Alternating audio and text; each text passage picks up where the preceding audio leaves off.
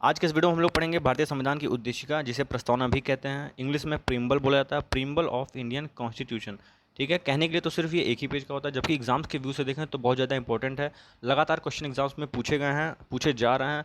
तो इस पूरे प्रस्तावना को अच्छे से यहाँ डिस्कस करेंगे। ठीक है, इसका पूरा पोस्टमार्टम कर लेंगे, यानी इसमें कब कौन सी चीज़ें जोड़ी गई हैं, ठीक है, कब क्या ऐड किया गया इसमें, ठीक है, उद्देशिका बनी कैसे, ये होती क्या है, ठीक है, इसके ऊपर कोर्ट का क्या क्या निर्णय आया, सुप्रीम कोर्ट ने इसमें इसको लेकर क्या कहा, क्या ये संविधान का भाग है या नहीं है, इसमें संशोधन हो सकता है कि नहीं, इन सभी मुद्दे को अच्छे से समझेंगे। क्वेश्चन किस तरह के आए हैं, किस तरह से बन सकते हैं।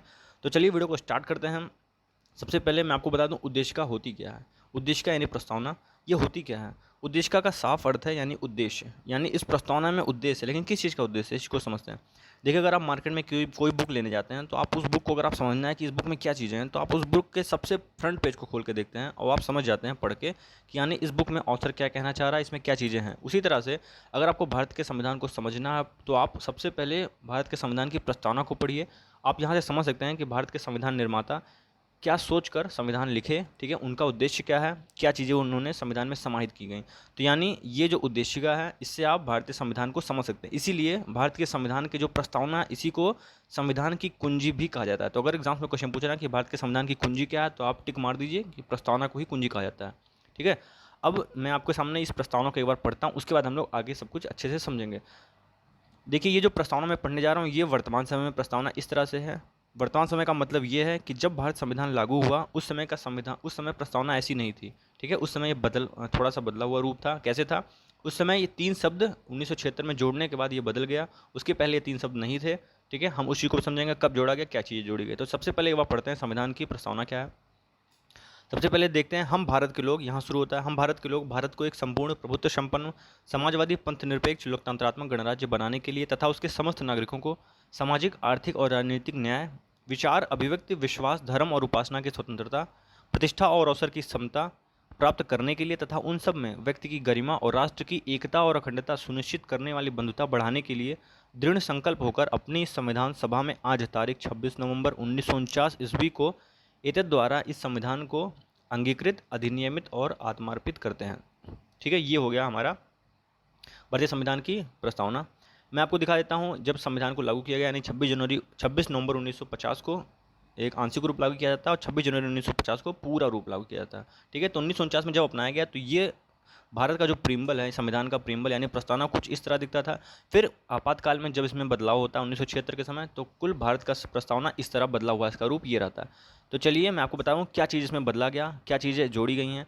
तो क्वेश्चन इससे भी आ गए हैं कि कब भारत की प्रस्तावना में कौन से शब्द कब जोड़े गए, उसमें अमेंडमेंट एक्ट क्या था, इस चीज़ को पूछा गया, जिसको अच्छे समझते हैं। देखिए, वो जोड़ा गया सन 1976 में, आपातकाल चल रहा था, इंदिरा गांधी का समय था, उसमें प्रधानमंत्री थी। ठीक है, 1976 में 42वां संविधान संशोधन होता है, 42nd अमेंडमेंट एक्ट होता है। 1976 में ईयर याद कर लीजिए, अमेंडमेंट एक्ट याद कर लीजिए, 42nd है। ठीक है, 42वां। 3 शब्द जोड़े गए हैं। पहला शब्द इसमें जोड़ा गया समाजवादी, ठीक है, दूसरा जोड़ा गया पंथ निरपेक्ष, तीसरा जोड़ा गया अखंडता। तो समाजवादी है, समाजवादी को क्या कहते हैं, सोशलिस्ट कहते हैं। पंथ निरपेक्ष यानी आपका सेकुलर हो गया, और एक अखंडता यानी इंटीग्रिटी। इन 3 शब्दों को ही संविधान के प्रस्तावना में जोड़ा गया। ठीक है, उसके पहले ये 3 शब्द नहीं थे। इन तीनों शब्दों को आपको याद रखना है, और कब जोड़ा गया ये भी याद रखना है, 1976 42nd अमेंडमेंट एक्ट। ठीक है, इससे क्वेश्चन पूछेगा। अब ये हो गया आपका संविधान का प्रस्तावना, जो उसमें चीज़ें जोड़ी गई हैं।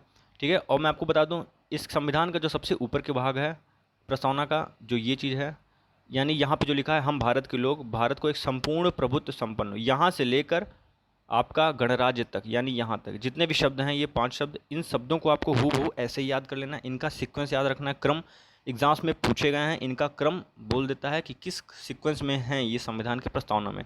आपको याद रखना, सबसे पहले प्रभुत्व संपन्न है, ठीक है, सबसे लास्ट में गणराज्य है। ठीक है, प्रभुत्व संपन्न के बाद ही वो जो शब्द जोड़े गए हैं, जो नए तरीके जोड़े गए थे, समाजवादी, पंथ निरपेक्ष, फिर है लोकतांत्रिक गणराज्य, यानी इन 5 को आपको अच्छे से रट लेना है, इसी सीक्वेंस में है। ठीक है, क्वेश्चन यहाँ से भी पूछे गए इस तरह से। अब देखिए इसमें क्या चीज़ें हैं। अब ये इसमें एक चीज़ पूछा जाता है कि मतलब यहाँ पे आप देख रहे होंगे इसके नीचे कि यहाँ पे लिखा है कि समस्त नागरिकों को समस्त नागरिकों को क्या है, सामाजिक, आर्थिक और राजनीतिक न्याय, विचार, अभिव्यक्ति, विश्वास, धर्म और उपासना की स्वतंत्रता, प्रतिष्ठा, अवसर की समता। यहाँ से क्वेश्चन 2018 पीसीएस प्री में पूछा गया है। ये आपको न्याय दिख रहा है। ये भी क्वेश्चन आता है कि भारत के संविधान की प्रस्तावना में कितने तरीके का न्याय की बात की गई है, कितने तरीके के न्याय को नागरिकों को दिया जाएगा, कितने तरीके के, 3 तरीकों को। पहला कौन सा है, सामाजिक न्याय दिया दिया जाने की बात की गई है, आर्थिक न्याय की बात की गई है और राजनीतिक न्याय, यानी इन 3 तरीके के न्याय की बात की गई है।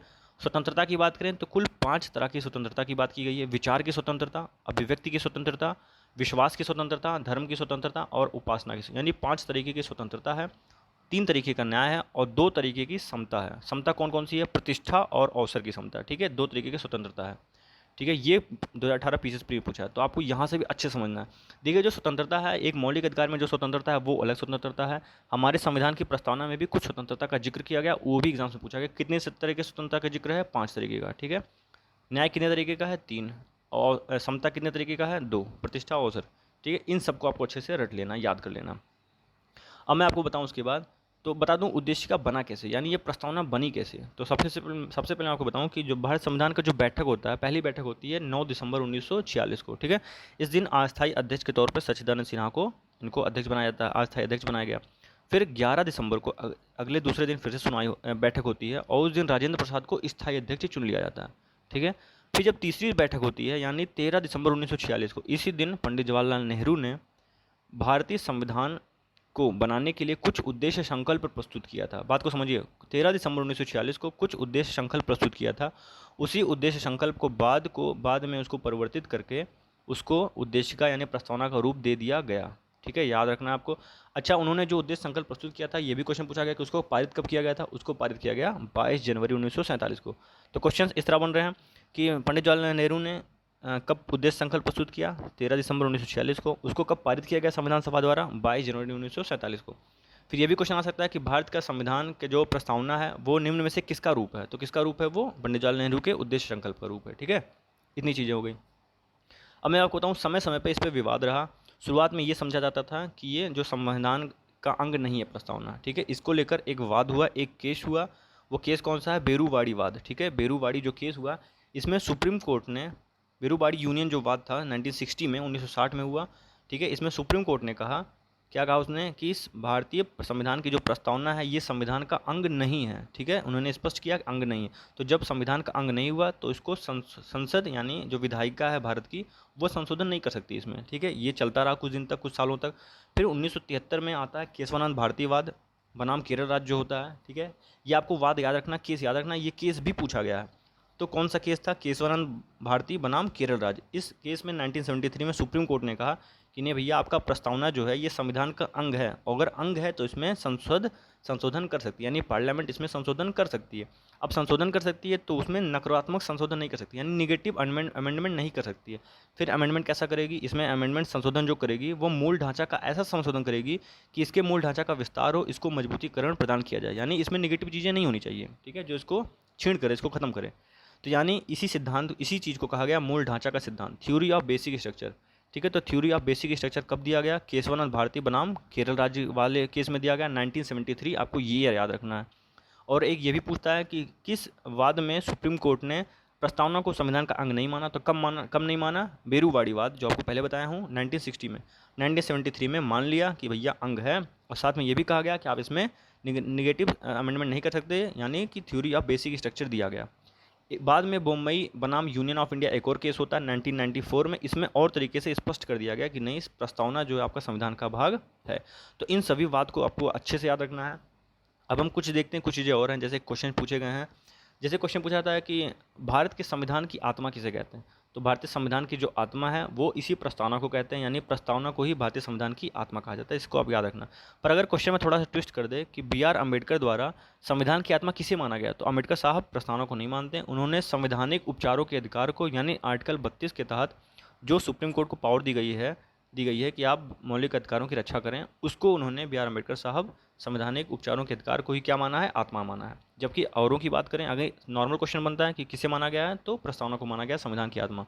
और अम्बेडकर साहब का जिक्र कर दे तो आपको लगाना है संवैधानिक उपचारों का अधिकार, ठीक है, ये आप याद रखना। और आपको बता ही चुका हूँ कि प्रस्तावना को संविधान की कुंजी कहा जाता है, ठीक है। तो दोस्तों, ये रहा आज का वीडियो।